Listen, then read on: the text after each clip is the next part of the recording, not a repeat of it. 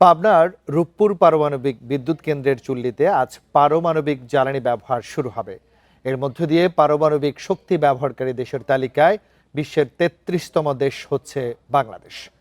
দুপুর ৩টায় জ্বালানি লোডিং কার্যক্রম উদ্বোধনের সময় বিজ্ঞান ও প্রযুক্তি মন্ত্রী ফকির মাহবুব আনাম, প্রধানমন্ত্রীর উপদেষ্টা রেহান আসিফ আসাদ এবং রাশিয়ার রাষ্ট্রীয় পারমাণবিক সংস্থা রোজাটম এর মহাপরিচালক অ্যালেক্সি লিখাচেভ উপস্থিত থাকার কথা রয়েছে।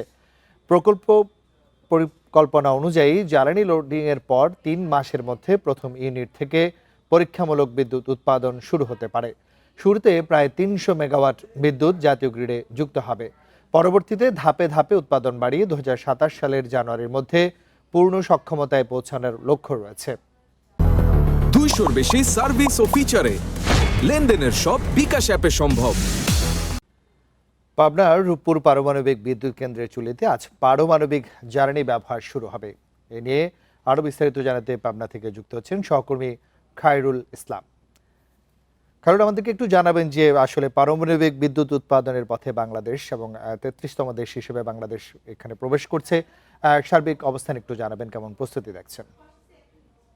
পারমাণবিক বিদ্যুৎ প্রকল্পের জ্বালানি ইউরেনিয়াম কিন্তু লোডিং কার্যক্রমের শুভ উদ্বোধন ঘোষণা করবেন, যে কারণে কিন্তু এই রূপপুর পারমাণবিক বিদ্যুৎ প্রকল্পের বেশ এই অঞ্চলটাকে আসলে সাজসজ্জার রূপে সাজানো হয়েছে। আপনাকে একটি তথ্য জানিয়ে রাখি যে আজ বিকেল ৩টায় পারমাণবিক জ্বালানি ইউরেনিয়াম যেটি রয়েছে সেটি কিন্তু লোডিং এর উদ্বোধন হবে এবং সেই একটি অনুষ্ঠান রয়েছে। বিজ্ঞান ও প্রযুক্তি মন্ত্রী ফকির মাহবুব আনাম রয়েছেন এবং প্রধানমন্ত্রীর উপদেষ্টা রেহান আসিফ আসাদ এবং রাশিয়ার রাষ্ট্রীয় পারমাণবিক সংস্থা রোসাটমের মহাপরিচালক অ্যালেক্সি লিখাচেভ উপস্থিত থাকার কিন্তু কথা রয়েছে। এছাড়াও আন্তর্জাতিক পারমাণবিক শক্তি সংস্থা যে আইইএ এর প্রতিনিধি ও রুশ সরকারের উচ্চ পদস্থ কর্মকর্তারাও কিন্তু এই অনুষ্ঠানে উপস্থিত থাকবেন, এমনটি কিন্তু আমরা জানতে পেরেছি। সবকিছু পরিকল্পনা অনুযায়ী সম্পন্ন হলে আগামী জুলাইয়ের শেষ অথবা আগস্টের শুরুতে এই কেন্দ্র থেকে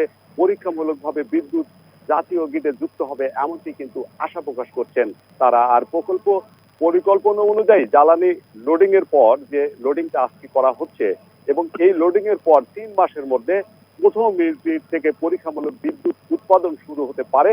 আর শুরুতে প্রায় ৩০০ মেগাওয়াট বিদ্যুৎ জাতীয় গ্রিডে যুক্ত হবে, এমনটি কিন্তু আশা প্রকাশ করছেন তারা। আর এর পরবর্তী ধাপে ধাপে উৎপাদন বাড়িয়ে ২০২৭ সাল জানুয়ারির মধ্যে পূর্ণ সক্ষমতা পৌঁছানোর লক্ষ্য রয়েছে বলে এখানকার কর্মকর্তারা আমাদেরকে নিশ্চিত করেছে। এর আগে আপনি জানেন, পাবনা থেকে সবশেষ তথ্য জানাচ্ছিলেন সহকর্মী খায়রুল ইসলাম।